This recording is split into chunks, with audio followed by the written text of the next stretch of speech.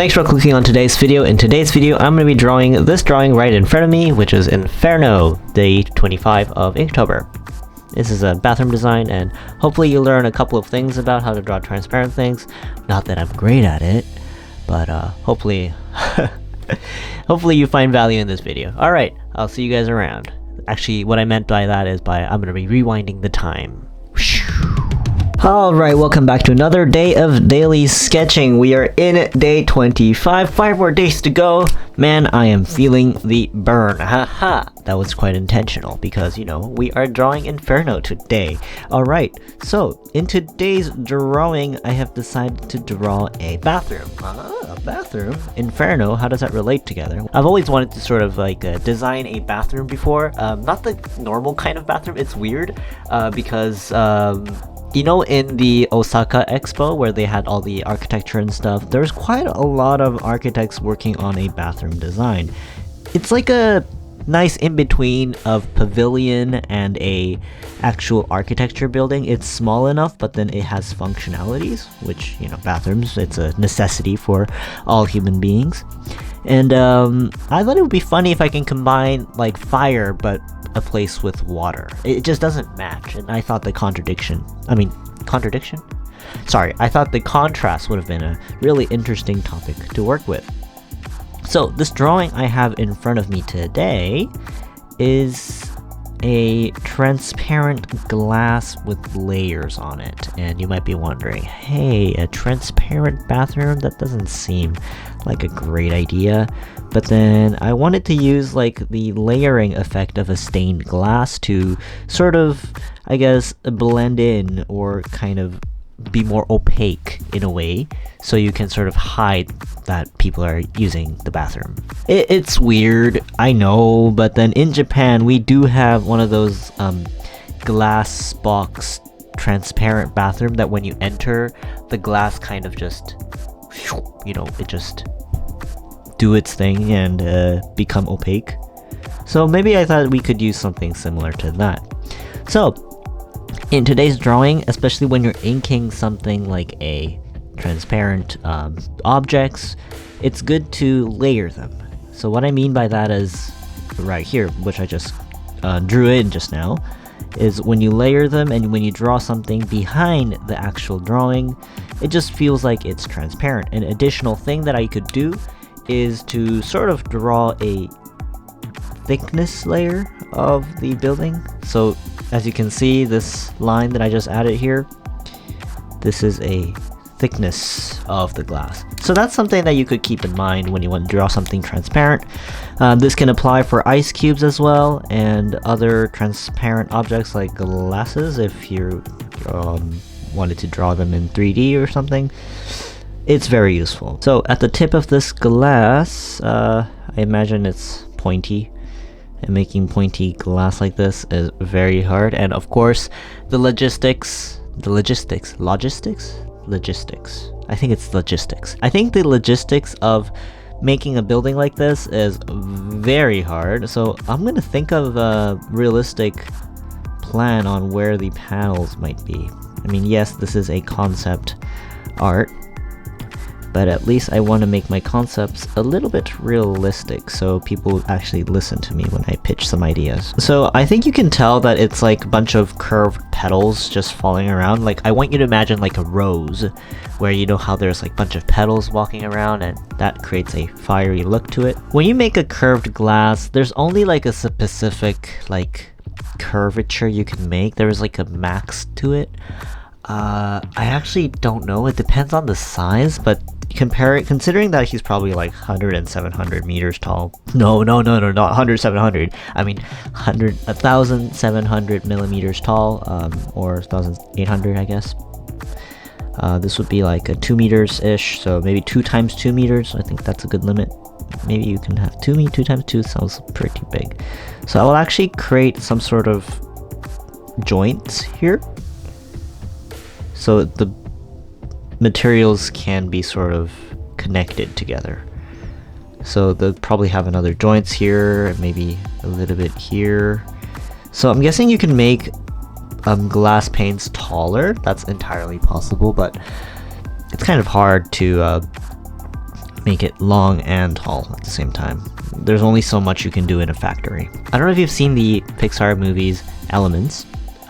They really had this nice glass architecture looking things everywhere in the girls' city, I guess, in the girls' city, and it was really beautiful. Like, I thought, well, why can't we do that in real life? Well, obviously I thought, well, glass is very expensive. Not expensive, but like making curved glasses as a structure is pretty expensive, and you need a pretty sturdy one. And well, of course, glass are very fragile, and using that as a architecture structure is, you know, it doesn't go hand to hand, right? You need some sort of structure and metal around it to make it work.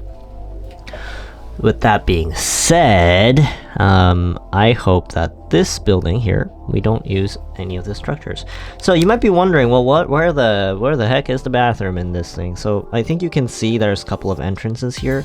So this entrance is for the male, and there's the opposite end in the female section. I want you to imagine one of those like yin-yangs that I'm citing right now, the yin-yang design. So there's one entrance is for the man, one is for the female.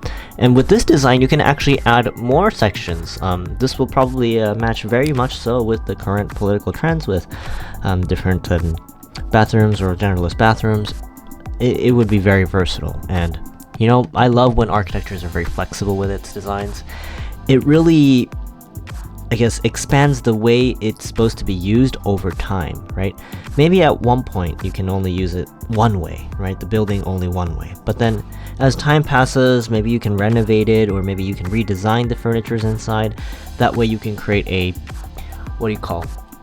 a different life out of a pre-existing building. That's actually another thing that I really enjoy about architecture, is that because buildings last so long, that we have to think about beyond what we planned for. And honestly, that's the coolest thing that you could ever do. Like, it's basically like making a prophecy, kind of. Like, at one point, well, you know, imagine the world turns into this and that, and that's why we need a zombie shelter or something. So that's why you kind of think about, okay, so there might be a usage of this as a bunker, or a way you can storage food for a long time, kind of thing, right? Oh, here's another tip for coloring glasses. It's important you don't color the edges dark. So you see how I left the white edges around the edge here? Yeah, because that's like the thicker part of the glass, I think, and that will help it to feel like the lights have been trapped in there. I think that's the best way to explain it. The lights are trapped in there, and that's a way to make the drawing look transparent. Ooh, I have an idea. I'm gonna color the edges orange. That's pretty cool. Now, how would you make this in real life? You know how glasses are like green on the edge? Yeah, I'll just imagine it's like that kind of thing. I don't know how you would make this though. I guess it would be kind of red. See, that part makes it feel like it's transparent. I want something in between. Maybe it's this color. Is it? Sure, yeah, I'll take that. Okay. So right now I am trying to create a brush stroke that's just vertical lines like this. This is to sort of create the illusion that everything is like curved on this side and not this way. Because if you make a horizontal brush stroke, it sort of creates the illusion that the form is folding this way instead of inwards. I'm really good at explaining, aren't I? I know we had that nice red thing going on, but I think I'm going to be coloring in. I'm keeping some of the background here. I don't want to color everything purely white. This is to create the illusion that it's a reflective material. I might actually color this entirely red. You know what? That looks fiery enough. I like that. Turns out I was able to figure it out. Maybe kind of follow the shape of the fire a bit to create wind movements, the illusion of wind movements. Could totally add a little bit more detail in the background. Maybe I'll add some green. Why not? Have fun with it. Maybe a lighter green would be nice. This is too dark. I think one skill that I was able to pick up from doing traditional art is I can sort of imagine what color the markers are going to produce right now. So I feel a little bit more intentional about the color I want to use. How would I make this less like a kid's drawing? Well, of course, we want to add a dynamics. What I mean by that is we're going to use a thicker marker to accentuate certain things. So as it's at the bottom, I'll just apply more pressure to it. That's very thick. And here we have here. And as it gets thinner, oops, it's very thin.